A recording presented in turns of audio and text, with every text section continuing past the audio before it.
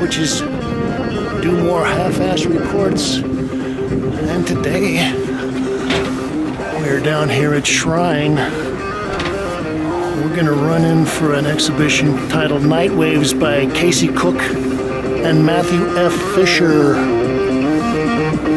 Okay, well, we snagged Scott Ogden, the proprietor here. By the way, I was talking to Andrew Edlin, and he said that you're the fresh meat, the young blood for the kind of the, what would I say, the art brute outsider kind of. Well, that's very nice of them. Hi, how you doing? I'm so lost. Well, yeah. Good to see you. So it's a two-person show, Matthew F. Fisher and Casey Cook. This is one of Matthew's pieces. And yes, and the show is called Night Waves. They're both former New York City resident and artist. Matthew is now in Los Angeles, and Casey Cook is in Chapel Hill. And I paired them just because it seemed like their works are both highly flat, extremely detailed. Even the colorways were quite similar. And obviously, you never know how it's going to go until you get the works in person. Right. And you said that these people are not using masking tape, and I, as a painter, I came in and was looking at this and thinking, oh, that's nice, and gee, you could get a nice edge like that with masking tape. Yeah. This is another one of Matthew's paintings. This is Into the Night, 2018. That's why 15 by 19. Both their works. I think it's always just when works sort of detailed and obsessive on this sort of level, but not relying on masking tape. I think it's just nice to have that super subtle extra hand touch. And what I like Casey's new work, she's sort of doing these repetitive patterns, whether you see... Right, this is a big piece. This is Victory Rising, acrylic on canvas, 67.5 by 80. And I just love this pattern she's doing, whether you see it as the letter L or piano keys or it's just some sort of design element. Okay, we'll get up and look a little closer. You can see the surface. Well, she does do a great job of doing the silhouetting with the black lines here. Also, I like her color sense. Some people that are working like this, especially people that are doing a lot of, I guess what they call post-internet art, like the fluorescent colors and everything would be bumped up so much that it almost hurts your eyes. And she does have a nice contrast, but she's also using very subtle colors in a very kind of a flat, dry surface. Yeah. Like you said, yeah, it's not hyper neon, but it's still bright and vivid. Right. Mixed with some earth tones. This is another one by Matthew. Now most of Matthew's paintings are about this scale, so this is about 15 by 19. The ones that you've got in the show are all fairly what we call intimate scaled. Let's see if we can find a title for this one. Summertime. Hey, Robin. Okay. Got a busy gallery here. Yeah, it's been a busy day. This is another piece by Casey titled straight up, wait up, hold up.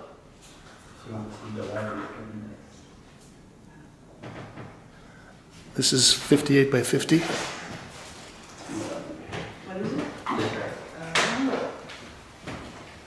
I love this deep magenta on this piece. It's really sharp. It's titled Flip.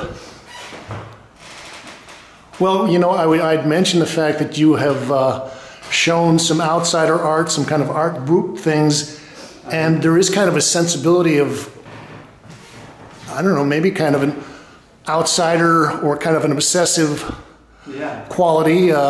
These are, they're both contemporary artists, but they definitely like have some of that obsessiveness to it that I'm always attracted to.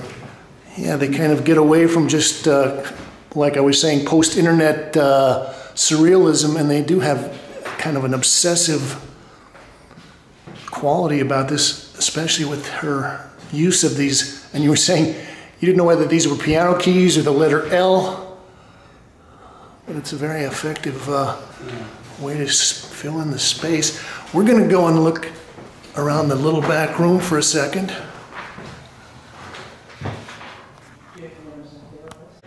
Okay, we'll let Scott take care of business out there.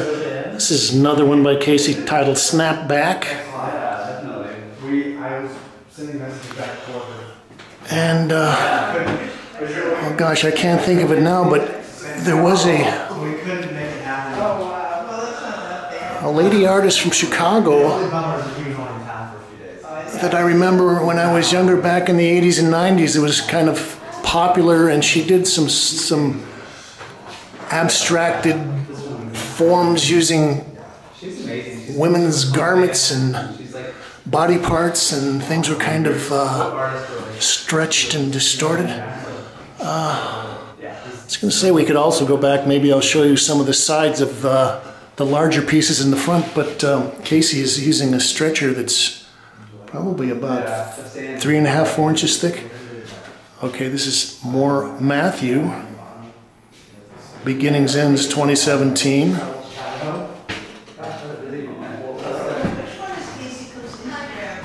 And again, we've got these obsessive little textural detailings.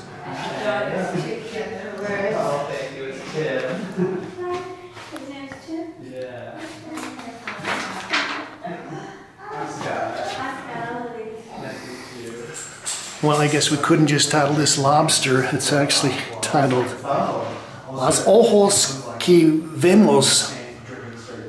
You know, is that something about onions or garlic?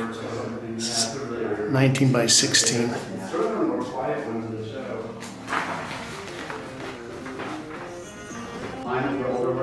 Okay, so that was a run through Night Waves with Casey Cook and Matthew Fisher,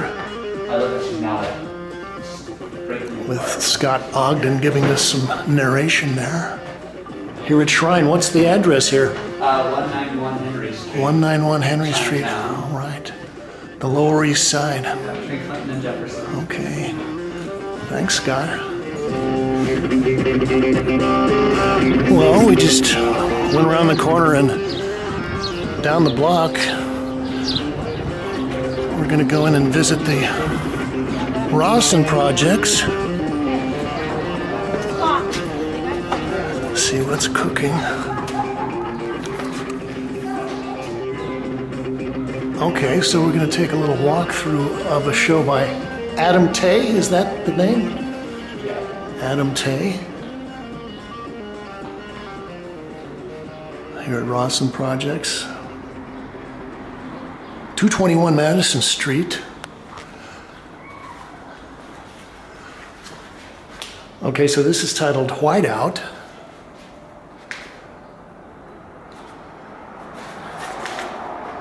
And, well, this is embroidery on media canvas. It's 24 by 24. I'll read a little bit from the press release. Adam Taye's first show at Rawson Projects features several works of raw edged embroidery. Okay, so this one is yellow snow. Okay, so we're not going to eat any yellow snow. The work exists at the intersection of Gada Amer, Jasper Johns Quilting, Donald Rumsfeld, Klaus Oldenburg, the New Testament, Warholian corporate branding, and the NRA. So we got a nice group of buzzwords we can put in our press release. I like this piece. Target. This is 2016. It's also 24 by 24. Well, I think one of the things I like is that a lot of the work that I see that involves printing has a very kind of a closed texture. It's kind of shiny and plasticky looking. Or is this what they're calling media on canvas? Is a little drier, looks more like a regular piece of printed fabric. Also, I'm noticing the nice little change in colors. Now, are these hand stitched?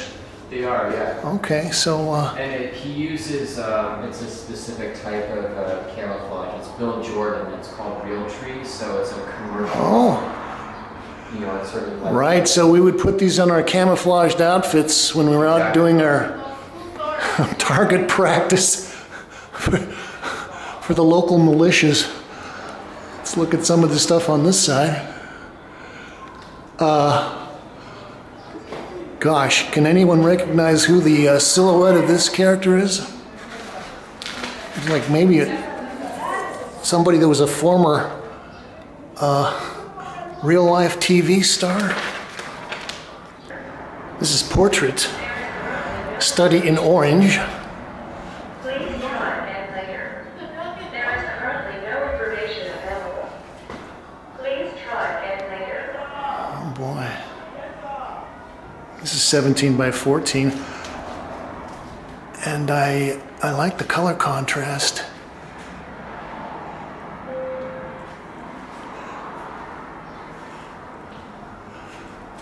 I guess when you get to this size and it's unstretched, I guess this would actually qualify as a tapestry, maybe.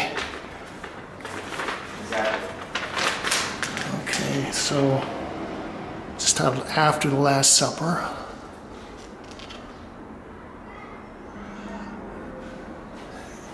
Where is Adam from? He's from Boise, Idaho. Boise, Idaho? Good for him. God's country. Okay. So I guess this is interesting. You could probably get this camouflaged fabric in various colors depending on what kind of a background you wanted to fade into. You got the kind of violet, blue, yellow, autumn leaves. Our spring and our fall colors. This piece is 27 by 69. Actually, my brother lives in Boise.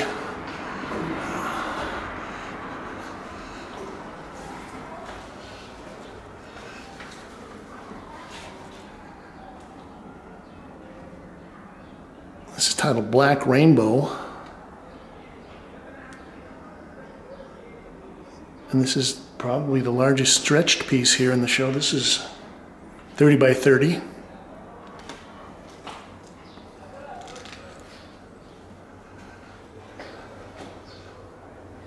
Well, he forgot to include Kenneth Nolan there in his list of influences here, but I can see a little Washington Color School in here.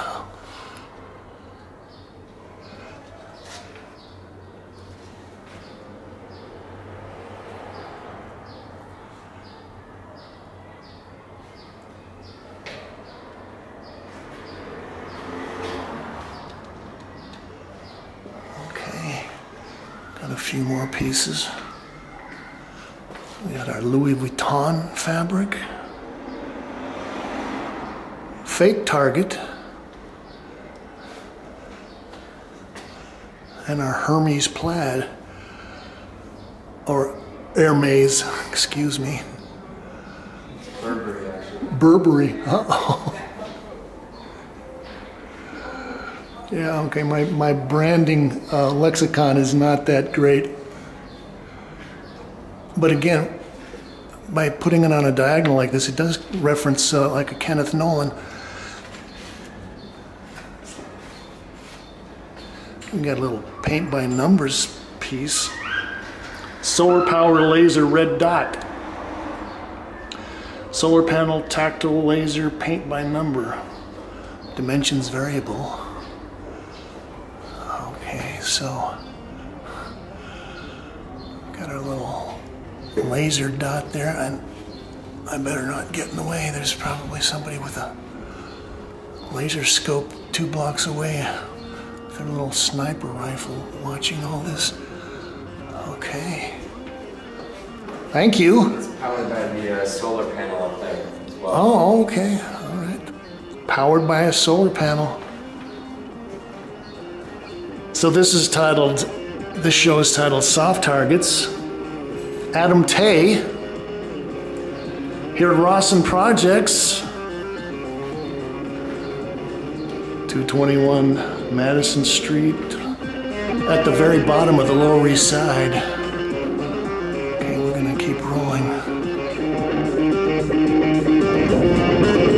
Well, this is unusual. I turn the corner and I'm coming up East Broadway, passing Sergeant's Daughters, and I notice they've got a show on here. Cash for Gold. I don't think that's the title. We Buy Gold. So I think this is a show titled 4 with Elliott Jerome Brown Jr., John Tovia Gary, Texas Isaiah, and Shellyne Rodriguez. And it is loud, so I might not make a lot of comments. Just take a look around.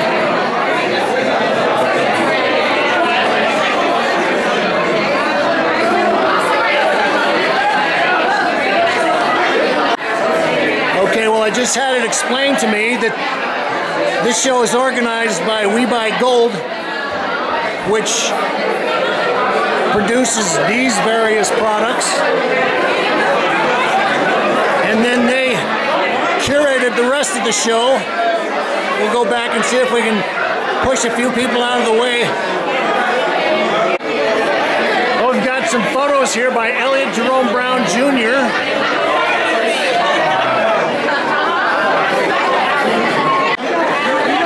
And these are digital prints. 51 by 48 inches.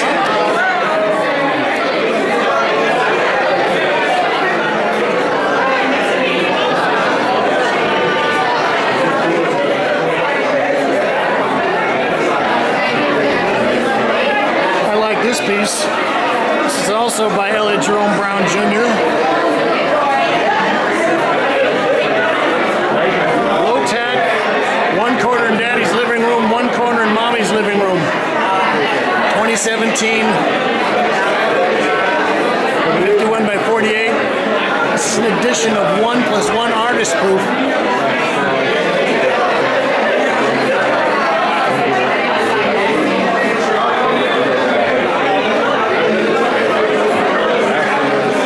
Well, I like the way that he's got these two other photographs impinging on top of the other one with the perspectival slant of the frames.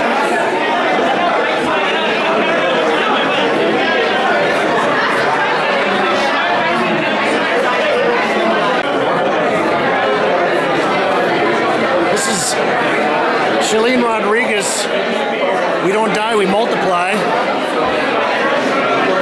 Cigarette butts, wire, and found objects.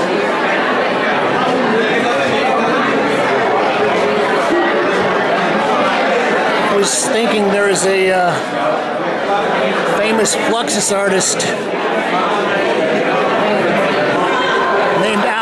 person that did work with cigarette butts. This is back in the 60s. Al was actually Beck's grandfather.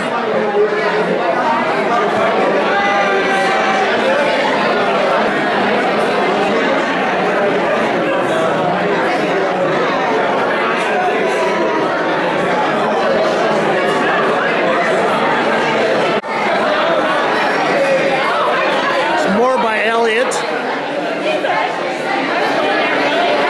I actually looked at this piece and I looked over my shoulder to see if I could see the reflection or the lady that this was reflecting from.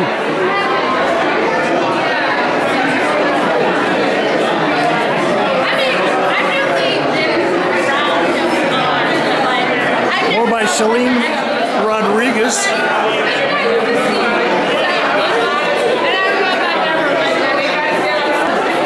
So I've got a little votive altar.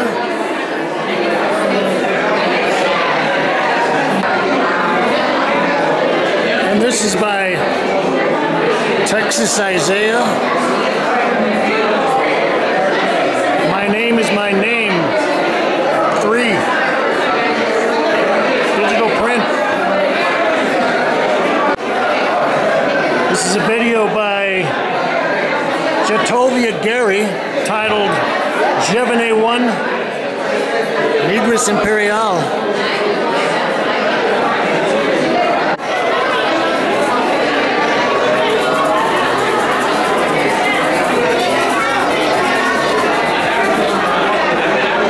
Kalm reporting on 4 at Sergeant's Daughters.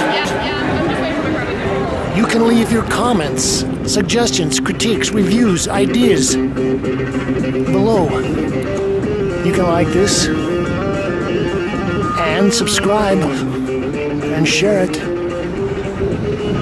And as we always do, we have to thank you, Kate.